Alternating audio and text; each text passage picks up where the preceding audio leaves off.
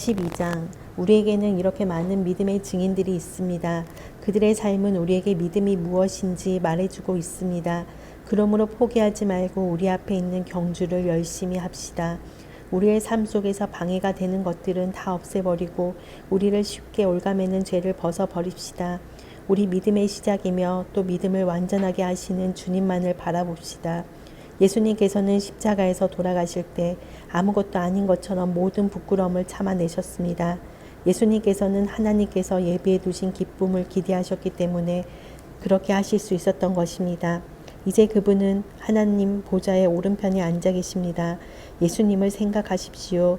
예수님께서는 죄인들이 그를 미워해서 악한 일을 할 때에도 묵묵히 참으셨습니다. 지칠 때라도 낙심하지 말고 예수님의 본을 따르기 바랍니다. 여러분은 죄에 맞서 싸우고 있지만 아직 죽을 정도까지 싸워보지는 않았습니다. 여러분은 하나님께서 그의 아들을 격려하듯이 말씀해 주신 것을 잊었습니까? 내 아들아, 주의 훈계를 가볍게 여기지 말고 주님께서 너를 꾸짖으실 때 낙심하지 마라. 주님께서는 사랑하는 자에게 벌을 주시고 그의 아들로 받아들인 자들을 채찍질하신다.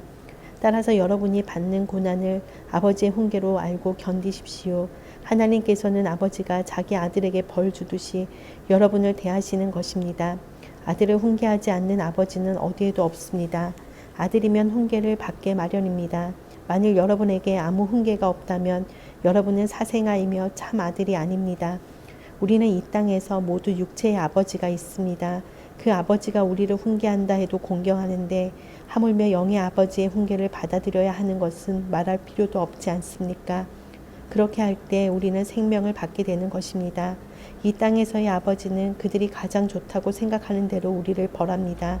그러나 하나님께서는 우리가 그분의 거룩하심을 닮게 하기 위해 벌하십니다. 훈계를 받는 바로 그때에는 즐거움이 없고 고통스럽습니다.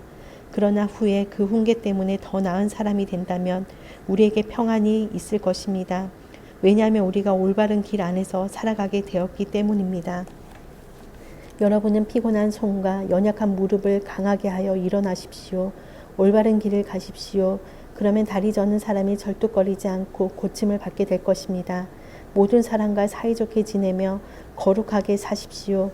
만일 삶이 거룩하지 못하다면 결코 주님을 만나지 못할 것입니다. 아무도 하나님의 은혜를 놓치지 않도록 주의하시기 바랍니다. 여러분 가운데 쓴뿌리와 같은 사람들이 생겨나지 못하게 하십시오. 그런 사람은 많은 사람을 괴롭히거나 더럽힙니다. 성적인 죄를 범하지 말며 에서처럼 하나님을 생각지 않는 사람이 없도록 하십시오. 에서는 맏아들로서 아버지의 모든 것을 다 받을 수 있었지만 한 그릇에 먹을 것을 위하여 맏아들의 특권을 팔고 말았습니다.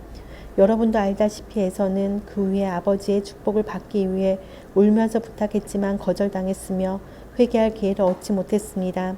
여러분이 도착할 곳은 손으로 만질 수 있거나 불이 타오르는 산도 아니고 어두움과 슬픔과 폭풍이 일어나는 산도 아닙니다. 또한 나팔 소리와 음성이 들려오는 산도 아닙니다.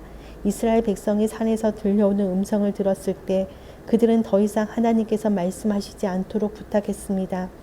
그들은 누구든지 심지어 짐승이라도 이 산에 닿으면 돌로 쳐서 죽임을 당할 것이다 라는 하나님의 명령을 감당할 수 없었습니다.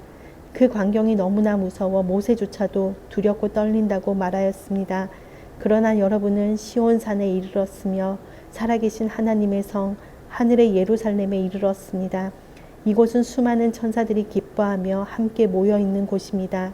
또 하늘의 이름이 기록된 맏아들의 모임이 열리는 곳이며 모든 사람의 심판자이신 하나님께서 계신 곳입니다. 그리고 완전하게 된 의인들의 영혼이 거하는 곳이기도 합니다. 여러분은 그의 백성들에게 하나님의 새 언약을 가져다 주신 예수님께서 계신 곳에 왔습니다. 여러분은 아벨의 피보다 더 나은 소식을 전해준 그리스도의 피에 가까이 나아온 것입니다. 여러분은 하나님께서 말씀하실 때 거역하지 마십시오. 옛 선조들은 땅에서 모세를 통해 경고를 받고도 순종하지 않다가 벌을 받았습니다. 이제는 하나님께서 하늘로부터 우리에게 경고하시는데 우리가 그 말씀을 듣지 않는다면 어떻게 되겠습니까?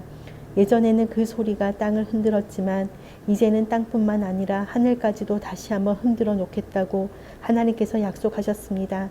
다시 한 번이라는 말은 흔들릴 수 있는 것들은 모조리 없애버리시겠다는 뜻이기도 합니다. 이것은 흔들리지 않는 것들만을 남기려는 것입니다. 우리가 흔들리지 않는 나라를 가졌으니 감사드립니다. 하나님을 기쁘시게 하며 경건함과 두려움으로 그분께 예배 드립시다. 우리 하나님은 모든 것을 태워버리는 불과 같은 분이십니다.